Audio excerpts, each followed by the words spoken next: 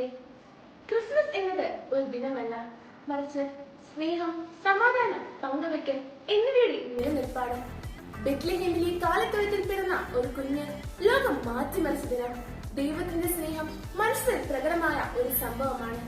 വലിയ കൊട്ടാരങ്ങളിലോ വർണ്ണശോഭയിലോ അല്ല ഈശോ ജനിച്ചത്, മറിച്ച് കാലത്തൊഴുത്തിൽ വിനയത്തിന്റെ നടുവിലായിരുന്നു ഈശോയുടെ ജനനം.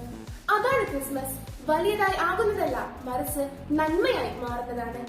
പ്രകൃതിയിൽ ഒരു ചെറിയ വിളക്ക് തെളിഞ്ഞാൽ കുറച്ചു ദൂരം വെളിച്ചം പകരും. അതുപോലെ തന്നെ നമ്മുടെ ചെറിയൊരു പുഞ്ചിരി, ചെറിയൊരു സഹായം, ചെറിയൊരു പങ്കുവയ്ക്കൽ, ഇവ കൊണ്ട് മറ്റൊരാളുടെ ജീവിതത്തിൽ പ്രത്യാശയുടെ വെളിച്ചം പകരുവാൻ നമുക്ക് ഓരോരുത്തർക്കും സാധിക്കണം.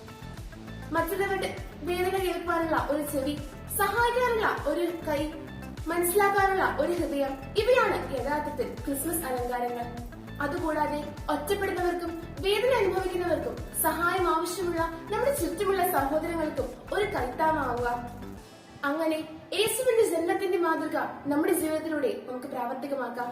സ്നേഹവും സമാധാനവും നിറഞ്ഞ ഒരു പുതിയ ലോകം സൃഷ്ടിക്കുന്നതിൽ നമുക്ക് ഓരോരുത്തർക്കും ഒരു ചെറിയ ക്രിസ്മസ് നക്ഷത്രമാകാൻ പരിശ്രമിക്കാം. ഏവർക്കും ഒരു നല്ല ക്രിസ്മസ് കാലം ആശംസിക്കുന്നു. നന്ദി.